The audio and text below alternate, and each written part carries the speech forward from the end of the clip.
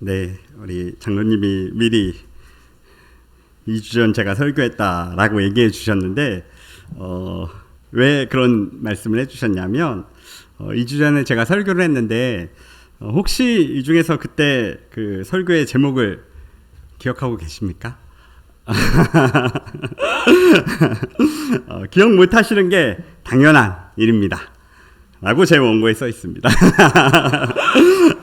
그런데 그때 제가 설교를 시작하면서 그 머털도사라는 만화의 이야기를 했던 것은 기억나시나요? 네. 그리고 제가 뭐가 써놨냐면 신앙의 기본기라는 설교의 제목으로 말씀, 기도, 찬양이 생각나야 되는데 하하하하 써놨습니다. 오늘도 설교를 시작하면서 요즘 저희 아이가 재미있게 보는 만화 이야기를 잠깐 하고 시작하려고 합니다. 하나도 안 궁금하시죠? 예. 그래도 원고에 써왔으니까 말씀을 드리도록 하겠습니다. 저희 아이가 지금 7살인데 자주 보는 만화의 제목이 뭐냐면 이상한 가자가게 전천당이라는 만화입니다.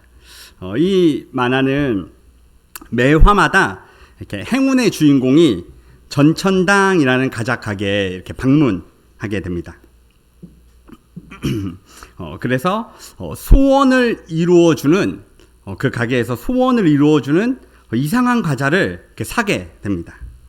과자의 이름들도 되게 특이한데 예를 들면 갖고 싶구마 라는 과자는 어떤 거냐면 이제 고구마 말랭인데 이 과자를 소심한 주인공이 이 고구마 말랭이 이 갖고 싶구마를 먹으면 갖고 싶은 걸 이렇게 당당하게 말하는 능력을 갖게 되는 것입니다. 그리고 또 어떤 다른 남자는 궤도 롤빵이라는 빵을 먹고 전설적인 도둑이 되기도 합니다.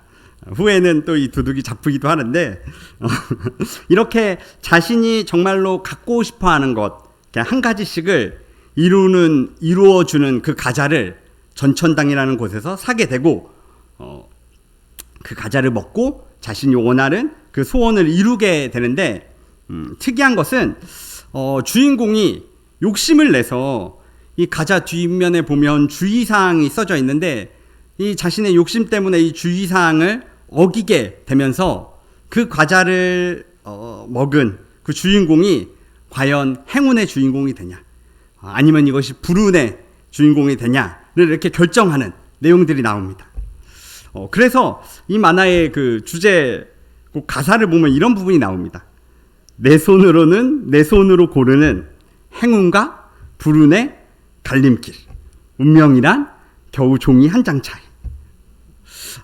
오늘 우리가 읽은 이 사무엘상에도 여러 주인공들이 나옵니다.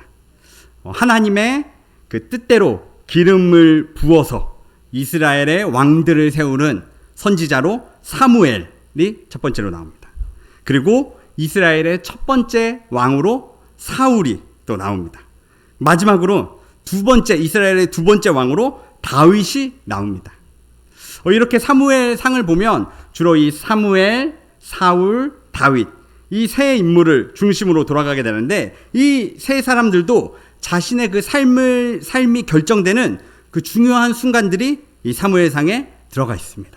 그래서 오늘 설교를 들으시면서 이 인물들이 그 중요한 순간에 어떠한 선택을 했는지 우리 함께 살펴보도록 하겠습니다. 오늘 본문의 내용은 하나님께 불순종하는 사울 왕이 결국은 왕으로서 버려지고 사무엘을 통해서 두 번째 왕으로 이 다윗에게 기름 부음을 행하는 내용이 나옵니다. 그럼 우리 이제 사무엘상을 다시 한번 볼 텐데 우리 먼저 사무엘상 우리가 읽지 않은 15장 35절의 말씀입니다. 네, 우리 집사님이 잘 준비해 주셔서 우리 사무엘상 15장 35절이 앞에 나올 텐데 우리 같이 한번 읽어보도록 하겠습니다. 시작. 사무엘이 죽는 날까지 사울을 다시 가서 보지 아니하였으니 이는 그가 사울을 위하여 슬퍼함이었고 여호와께서는 사울을 이스라엘 왕으로 삼으신 것을 후회하셨더라. 아멘. 사울도 하나님이 기름 부어서 세우신 왕이었습니다. 처음에는 정말 겸손했습니다. 그런데 사무엘상 13장을 보면 이 백성들의 눈치를 보다가 원래는 사무엘을 기다려야 되는데 그 사무엘을 기다리지 못하고 자신이 제사장의 직분을 감당하여서 하나님께 불순종하는 첫 번째 사건이 나옵니다. 그리고 15장으로 가면 이 아말렉과의 전쟁이 나오는데 이 전쟁에서 정말 하나님의 능력으로 승리합니다.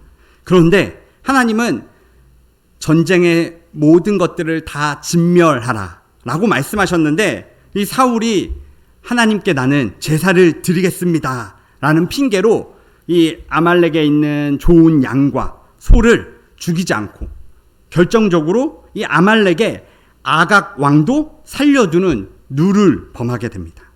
그래서 결국 이 사울은 왕으로서 하나님께 버림받게 됩니다. 사울에게 특별히 기름을 붓고 왕으로 세운 사람이 이 사무엘이었기 때문에 사무엘은 개인적으로 누구보다 마음이 아팠을 것입니다.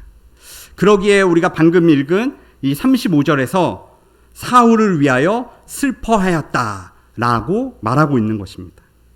이스라엘 백성들이 원해서 세운 첫 번째 왕이었는데 그래서 얼마나 잘 준비했겠습니까? 정말 성대하게 준비해서 사울을 이렇게 왕으로 딱 세웠고 하나님이 도와주시니까 전쟁들도 승리했습니다. 그때는 정말 좋았습니다. 그런데 그런 첫 번째 왕이 하나님께 버림받는다는 것을 알게 되었을 때 아마 사무엘의 마음은 무너졌을 것입니다. 정말 너무 아팠을 것입니다. 그런데 이 사무엘은 사울이 왕으로서 버림받는 것도 가슴이 아팠지만 이 이스라엘을 보면서도 걱정하고 슬퍼합니다. 왜냐하면 사울이 왕이었기 때문입니다. 이스라엘을 대표하는 사람이었기 때문입니다. 그런데 하나님이 버리시겠다고 했으니 그럼 이제 그 이스라엘 나라가 어떻게 되는 것이겠습니까? 사무엘은 언제나 이스라엘을 위해서 기도하는 사람이었습니다. 우리가 기도할 때 많이 기도를 말할 때 많이 듣는 구절 중에 한 구절인데 사무엘이 사울을 왕으로 세우고 이스라엘 백성들에게 설교하면서 이렇게 고백을 했습니다. 우리 사무엘상 12장 23절입니다. 우리 사무엘상 12장 23절. 예. 이 구절도 너무 유명한 구절이니까 우리 같이 한번 읽어보도록 하겠습니다. 시작. 나는 너희를 위하여 기도하기를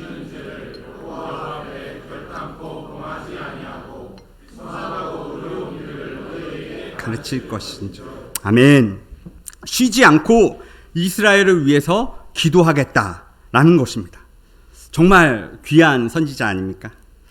그러니 이스라엘의 이 왕이 버림받았음을 보면서 나라가 어떻게 될지 정말 걱정되고 기도하게 되는 것입니다. 사무엘은 정말로 이스라엘 나라를 생각하며 그 기도하는 선지자였습니다. 하나님은 그런 사무엘을 그대로 두시지 않았습니다. 사무엘상 16장 1절인데 화면에 나오면 제가 이번에는 읽어드리겠습니다. 여호와께서 사무엘에게 이르시되 내가 이미 사울을 버려 이스라엘 왕이 되지 못하게 하였거늘 내가 그를 위하여 언제까지 슬퍼하겠느냐. 너는 뿔에 기름을 채워 가지고 가라. 내가 너를 베들레헴 사람 이새에게로 보내리니 이는 내가 그의 아들 중에서 한 왕을 보았느니라 하시는지라. 아멘. 하나님은 먼저 사무엘에게 먼저 다가가서 언제까지 슬퍼하겠느냐라고 말씀하시며 이 사무엘을 위로해 주십니다. 그리고 이 기도하는 사무엘을 사용하십니다. 청년 시절에 기도하는 사람이 있는 나라는 절대로 망하지 않는다라는 말을 많이 들었는데 하나님은 이제 이 기도하는 사무엘을 통해서 새로운 출발을 말씀하십니다. 새로운 왕을 뽑겠다라고 말씀하십니다. 그런데 방금 1절을 봤는데 2절로 바로 넘어가면 문제가 하나 발생합니다. 우리 사무엘상 16장 2절 제가 읽어드리도록 하겠습니다. 사무엘이 이르되 내가 어찌 갈 수 있으리이까 사울이 들으면 나를 죽이리이다 하니 여호와께서 이르시되 너는 암송아지를 끌고 가서 말하기를 내가 여호와께 제사를 드리러 왔다 하고. 아멘. 사무엘이 이 죽음의 두려움을 느낍니다. 하나님이 말씀하신 일인데도 자신이 죽게 될까봐 두려움을 갖습니다. 어쩌면 하나님이 시키신 일이니까 당연히 믿고 해야지, 이런 하나님에 대한 믿음으로 자신만만한 마음이 들 수도 있겠지만, 사실 사람은 누구나 이 앞에 있는 현실을 무시할 수가 없습니다.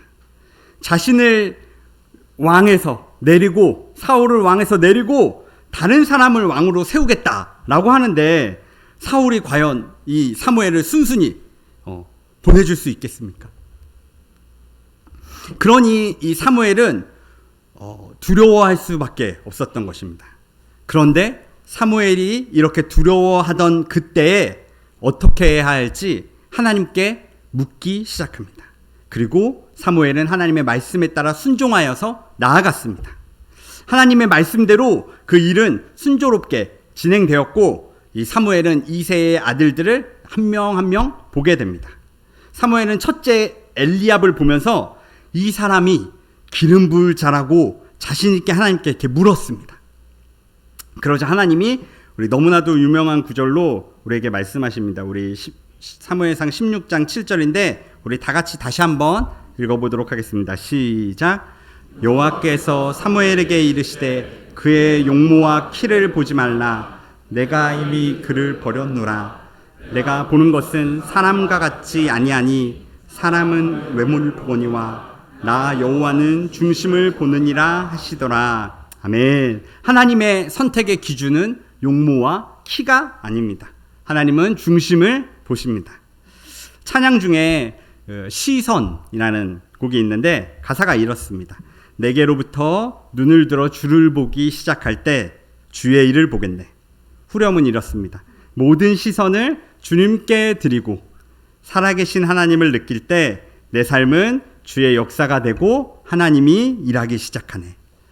내 생각, 내 계획이 앞서는 것이 아니라 언제나 하나님께 물어야 합니다. 하나님께 물어보면 우리가 어떻게 해야 할지를 알 수 있게 됩니다. 여러 선택의 순간에서 나는 외형적인 키나 외모를 보고 판단하고 결정을 내릴 수 있지만, 하나님은 그 내면의 중심까지 보시기 때문에 우리는 언제나 하나님께 물으면서 선택하고 결정해야 합니다.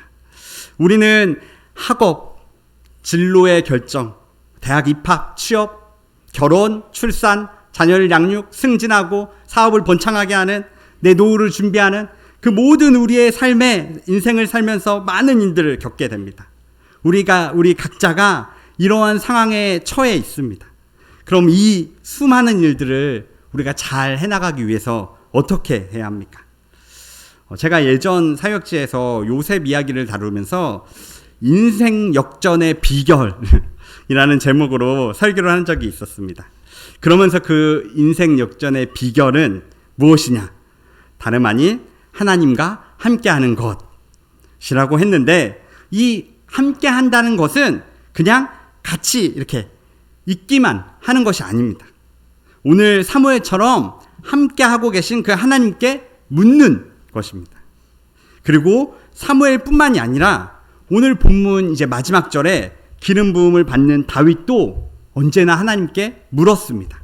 계속해서 이 사무엘상을 읽어보면 아시겠지만 다윗이 승승장구할 때마다 늘 하나님과 함께하면서 하나님께 어떻게 해야 되는지를 물어보았습니다. 그런데 다윗의 그 치명적인 사건, 밧세바를 간음하는 그 내용에서는 하나님이 나오지 않습니다. 왜냐하면 다윗이 죄를 짓고 있을 때, 그때는 그 하나님을 바라보지 않았기 때문입니다. 여기서 죄라는 단어를 살펴보면 헬라어로 하마르티아입니다. 그 뜻은 표적에서 빗나가다, 표적을 맞추지 못함이라는 의미를 가지고 있습니다. 그러니까 하나님이라는 그 표적을 맞추고 있어야 하는데 우리가 다른 곳을 맞추는 것이 바로 죄라는 것입니다. 하나님은 우리의 이 중심이라는 화살이 하나님이라는 표적에 맞춰지기를 원하십니다. 우리의 그 모든 시선을 주님께 드리는 것처럼 늘 하나님을 바라보기를 원하십니다. 왜냐하면 하나님이 늘 우리를 바라보기 때문입니다. 사랑의 눈으로 어느 때나 나를 바라보기 때문입니다. 나를 너무 사랑하셔서 나와 언제나 함께하고 싶어 하시기 때문입니다. 저희 아내 이야기를 잠깐 하려고 합니다. 저희 아내는 하나뿐인 딸을 너무나도 사랑합니다. 저희 아내가 옆에 앉아 있어서 웃으시는데 그래서 그 딸에게 이런 말을 굉장히 자주 합니다. 우리 평생 함께 살자. 결혼해도 같이 살자. 엄마가 옆에서 늘 도와주겠다고. 그러니까 엄마 떠나지 말고 우리 평생 같이 살자. 라고 정말 제가 수도 없이 많이 옆에서 들었습니다. 그래서 예전에는 그 말을 이렇게 막 많이 하면 제가 아내에게 이렇게 말했습니다. 저희 아이 이름이 온유인데 너무 온유한테 이렇게 세뇌시키는 거 아니냐고 이렇게 말하면서 이렇게 웃어 넘겼습니다. 그런데 언젠가는 아내가 그렇게 아이한테 평생 함께하자라는 말이 하나님의 마음으로 들리기 시작했습니다. 나랑 평생 같이 살자. 공부할 때도 취업할 때도 결혼할 때도 자녀를 양육할 때도 일할 때도 쉴 때도 같이 있고 언제나 옆에서 내가 도와줄게. 나 떠나지 말고 평생 같이 살자. 라는 이 말이 하나님의 음성으로 하나님이 나에게 하시는 말씀으로 들리기 시작했습니다. 하나님은 언제나 우리와 함께 하려고 기다리고 계십니다. 그러니 우리만 주님을 떠나지 않으면 됩니다. 우리의 그 중심만 하나님께로 향하면 되는 것입니다. 오늘 앞에서 본 사무엘도 그 중심이 하나님께 향해 있던 사람이었습니다. 그 버려져가는 사울을 위해 슬퍼했던 것도 이스라엘 민족을 위해서 기도했던 것도 하나님의 그 마음이 아니었다면 다 할 수 없었던 그런 일들이었습니다. 죽음의 두려움이 있음에도 다윗을 만나러 간 것도 늘 하나님과 함께 하면서 하나님께 물었기 때문에 가능했던 것입니다. 그리고 순종함으로 그 일을 하나님의 방법대로 이루었습니다. 그럼 이제 우리에게 적용하며 우리도 이 사무엘처럼 다윗처럼 언제나 우리의 중심이 하나님께로 향해 있기를, 하나님과 함께 하기를, 하나님께 물어보기를, 그리고 하나님의 말씀에 순종하여서 행하면 되는데 우리는 왜 그렇게 하지 않습니까? 먼저는 우리의 중심이 하나님께로 향하기를 원치 않습니다. 하나님보다 좋아 보이는 게 너무 많습니다. 그것보다 먼저 해야 할 일들이 너무 많습니다. 그런데 그 중심은 무시하고 모른 척하고 점점 단단하게 굳어져 가는 그 내 마음을 그대로 놔두는 것입니다. 계속해서 괜찮다고 타협하는 것입니다. 우리의 이 마음의 변화는 이 문제를 인식하는 데서부터 이 변화를 깨할 수 있습니다. 내 마음의 중심이라는 화살이 하나님이라는 표적에 향해 있지 않다면, 그것을 발견한다면 우리는 지금 내 삶에 문제가 발생한 것을 빨리 알아채야 합니다. 그리고 다시 그 내 마음의 중심의 화살을 하나님께로 조정하여서 향해야 합니다. 왜냐하면 잠언 4장 23절에 이렇게 나와 있습니다. 2주 전에 함께 봤던 말씀인데 우리 잠언 4장 23절 말씀도 우리 같이 한번 읽어보도록 하겠습니다. 나오면 읽고 안 나오면 제가 읽어드리겠습니다. 아마 다 제가 읽으면 무슨 말씀인지 기억나실 것입니다. 모든 지킬 만한 것 중에 더욱 내 마음을 지키라. 생명의 근원이 이에서 남이니라. 앞부분을 보시면 우리의 마음을 지키라 라고 합니다. 여기서 말하는 이 마음이라는 단어의 어원이 오늘 우리가 사무엘상에서 봤던 중심이라는 단어와 똑같습니다. 그래서 23절을 바꿔 말하면 우리의 중심을 지키는 것이 우리의 생명의 근원을 지키는 것입니다. 성도 여러분, 우리의 이 중심을 지키는 것은 그냥 해도 되고 안 해도 되는 그런 일이 아닙니다. 왜냐하면 이 우리의 중심을 지키는 것은 우리의 생명이 달린 문제이기 때문입니다. 우리가 하나님께 향해 있을 때, 하나님과 함께 할 때, 하나님께 묻고 그 말씀대로 살아갈 때 우리는 진정으로 하나님이 주시는 생명력이 넘치는 삶을 살게 될 것입니다. 그리고 오늘 우리가 읽은 본문은 그러한 이 다윗의 삶의 시작을 보여줍니다. 우리 사무엘상 16장 13절 말씀, 오늘 본문에 있는 마지막 절 말씀인데 우리 이 말씀 한 번만 더 같이 읽도록 하겠습니다. 시작. 사무엘이 기름 뿔병을 가져다가 그의 형제 중에서 그에게 이날 이후로 여호와의 영에 크게 감동되니라. 사무엘이 떠나서 라마로 가니라. 아멘. 다윗은 이 기름 부음을 받으며 여호와의 영에게 크게 감동되었다라고 합니다. 우리 성도님들도 이 16장 13절 읽으시는데 마음에 크게 감동되셨나요? 아멘, 아멘. 이 말씀은 사무엘상 이 16장에서만 일어나는 일이 아닙니다. 다윗에게만 있는 일이 아닙니다. 지금 우리에게 일어날 수 있는 일입니다. 아니, 지금 나에게 일어나야 하는 일입니다. 말씀 준비를 마무리하면서 이 13절을 읽는데 오늘 제목인 이날 이후로 라는 단어에서 눈물이 나기 시작했습니다. 목회자로 살겠다고 하는데 내 삶은 정말 여호와의 영에 크게 감동되어 살아가나? 늘 성령님과 함께하고 있나? 오늘 이 말씀 전해야 되는데 내 중심은, 내 시선은 하나님께 향하고 있나? 여러 질문들을 하면서 묵상하게 되었습니다.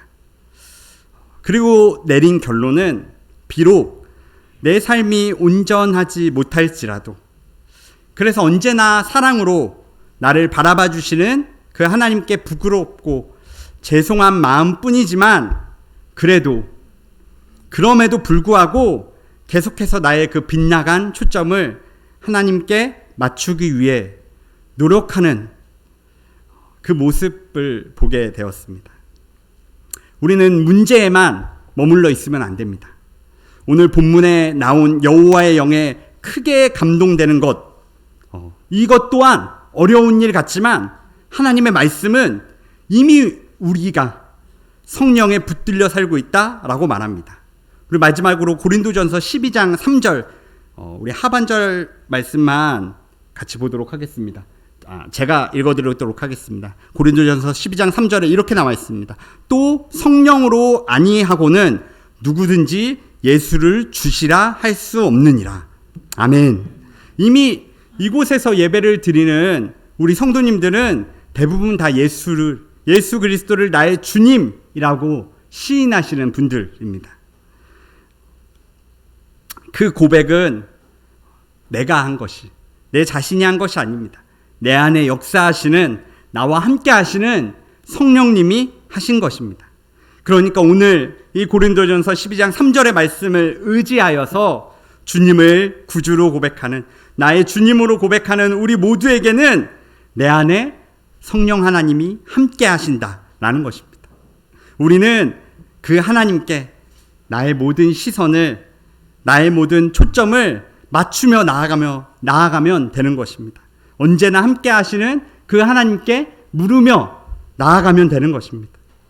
저와 우리 모든 성도님들이 하나님께 묻지 않고 그 불순종하여서 왕으로서 하나님께 버림받은 사울이 아니라 이 사무엘과 다윗처럼 언제나 하나님께 묻고 순종함으로, 또 혹시 넘어지고 우리의 초점이 빗나갈지라도 언제나 우리를 사랑의 눈으로 바라보시는 그 하나님 의지하여서 다시 일어나서 우리의 초점을 하나님께로 돌리고 묻고 그 말씀에 순종하여서 날마다 주님과 함께 승리하는 인생이 되시기를 간절히 바랍니다.